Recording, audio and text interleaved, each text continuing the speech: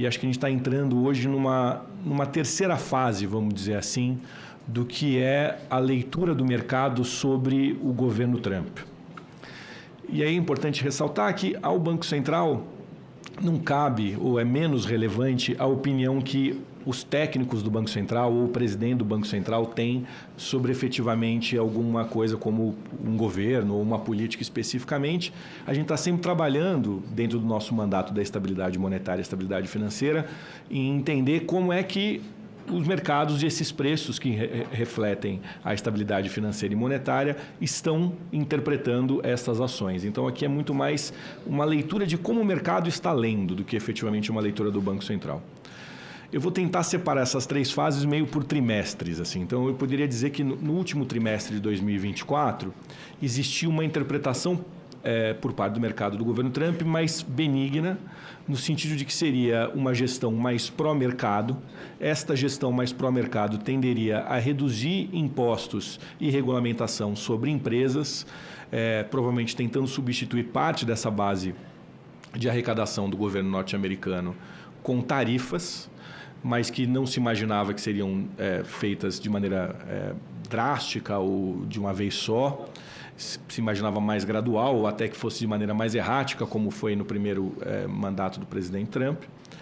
e que isso impulsionou uma visão mais benigna para a economia norte-americana, impulsionando o valor dos ativos, especialmente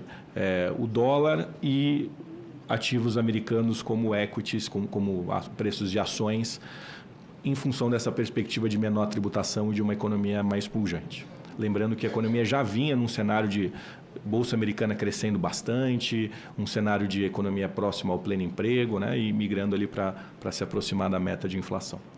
Depois, ao longo do primeiro trimestre deste ano, aquilo que está presente no balanço de risco que o Copom comunicou na sua primeira decisão em janeiro, da possibilidade do impacto tarifário produzir algum tipo de desaceleração na economia norte-americana e, por consequência, pelo tamanho da economia norte-americana, uma desaceleração na economia global, foi ganhando força. Aquilo que a gente fala em janeiro vai ganhando força e vai tendo esse entendimento de uma possibilidade de que as tarifas possam desacelerar a economia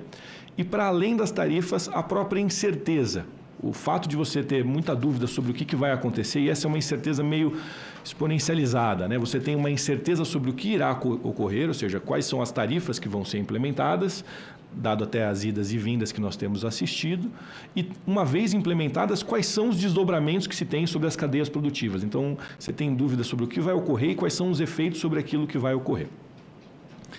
Esse cenário foi ganhando força ao longo desse primeiro trimestre, o que sinalizou já uma ideia de um dólar mais fraco e uma atividade econômica mais fraca nos Estados Unidos. Essa foi a dinâmica que foi ganhando predominância ao longo do primeiro trimestre.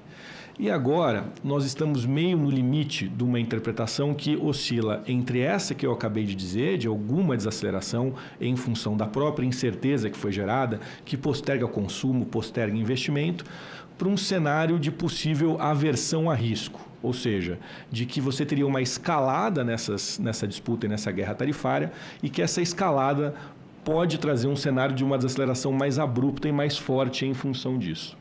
Num cenário como esse, é comum que os investidores busquem se proteger com ativos mais líquidos e ativos que ofereçam menos risco.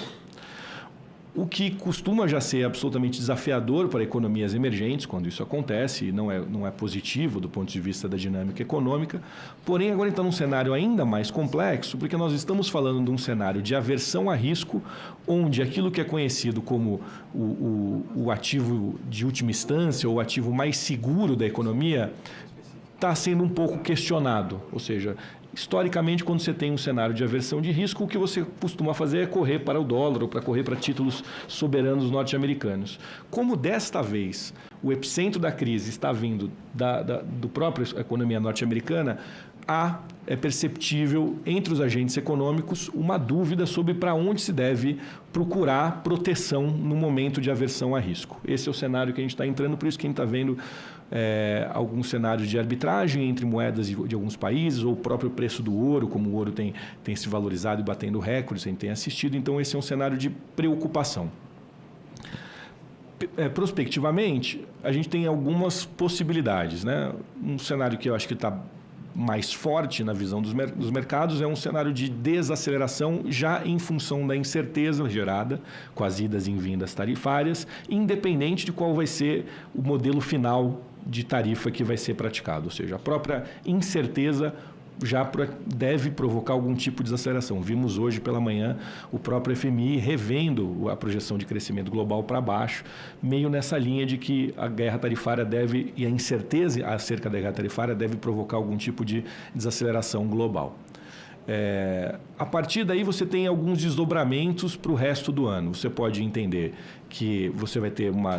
vai se desescalar, para usar uma tradução livre aqui, a disputa tarifária, e a partir de você ter acordos que vão saindo entre os países, essa desaceleração vai se esvaindo e você vai caminhando para a trajetória que já era mais ou menos aguardada e retomando a trajetória que era pensada. Esse é um cenário.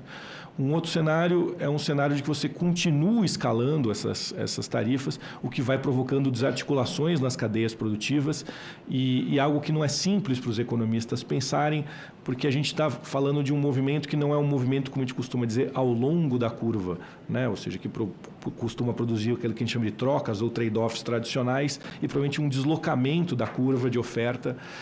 para uma posição pior, onde você teria, para conseguir ofertar a mesma coisa, um custo mais elevado. Então, o trade-off tradicional, a troca tradicional que você está imaginando entre preços e atividade econômica, talvez não responda da maneira que a gente foi treinado para pensar num cenário como esse. Você pode ter menos atividade econômica e com preços mais elevados. Um outro cenário é um cenário de você importar desinflação em função de uma desaceleração global que tende a reduzir os preços de commodities, entre outros preços de ativos, e isso gera um processo mais desinflacionário, né? E existe ainda uma perspectiva de você conseguir racionalizar, onde os Estados Unidos possam chegar a um termo com a maior parte dos países que são historicamente parceiros e aliados dos Estados Unidos e que, eventualmente, a disputa tarifária e comercial entre Estados Unidos e China fique circunscrita a produtos que são entendidos como estratégicos. E aí pode-se entender desde veículos elétricos até microprocessadores, que seriam questões mais estratégicas e você ficaria restrito a isso, a disputa. Então, seria uma desarticulação mais contida, vamos dizer assim. Entra um elemento de complexidade adicional que vale eu mencionar aqui quando você é autoridade monetária de um país emergente, vamos dizer assim, ou de uma economia que não tem uma moeda que é uma moeda internacional. Aquilo que eu comentei agora há pouco, de que você tem a autoridade monetária geralmente está no contracíclico, né? Ou seja, ele está sempre tentando fazer algo na direção oposta do que está indo a economia. Se a economia está andando rápido demais, gerando pressão inflacionária, o consumo está muito acentuado para aquela capacidade de oferta subir juros para tentar conter, e o inverso também é verdadeiro. Se a gente vê desemprego, aí tentar flexibilizar as condições monetárias. Mas essa é uma regra que é praticamente o livro-texto, vamos dizer assim, de um banqueiro central de uma economia avançada. Para uma economia emergente, ele deve considerar isso mais o cenário internacional, ou seja, a política monetária do país que detém a moeda internacional também tende a afetar o valor da nossa moeda, a dinâmica da nossa economia, e a partir daí, muitas vezes, cabe ao Banco Central ter de responder aumentando, por exemplo, o prêmio em função de um momento de aversão a risco. Para dar um exemplo hipotético, se eu tenho aqui uma aversão a risco aumentando e você entende que o papel de um país emergente é um papel que detém e apresenta maior risco, muitas vezes você vê autoridades monetárias de países emergentes, mesmo no momento de desaceleração econômica, tendo de manter a taxa de juros mais elevadas para manter um prêmio, para oferecer um prêmio maior para quem decidir investir no país e aí conter um processo de desvalorização da sua própria moeda.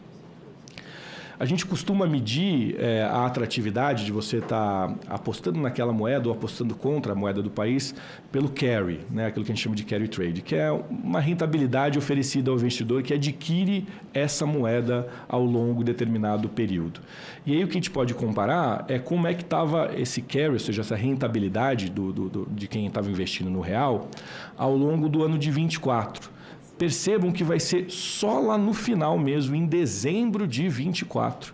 que a atratividade de investir no real estava maior do que você investir, por exemplo, em peso mexicano. Esse ponto é relevante porque, neste processo de arbitragem entre moedas, se é percebido que essa atratividade que é paga, né, que vem de uma taxa de juros mais a variação da moeda, para quem está comprando o peso mexicano, ela beneficia, e para quem está vendido, vamos dizer assim, apostando contra o real, também beneficia, o investidor pode somar essas duas posições e fazer essas duas coisas, ou seja, usar recursos saindo do Brasil e se financiando no Brasil e investindo nesta moeda, como é o caso do peso mexicano, o que promove uma apreciação dessa moeda e uma desvalorização da nossa. Então, o processo que foi feito no final do ano de elevação da taxa de juros e sinalização da taxa de juros, ele direcionou para que você pudesse ultrapassar o prêmio para quem estava apostando, por exemplo, em moeda mexicana e tornar mais atrativo ou menos atrativo apostar contra a moeda brasileira.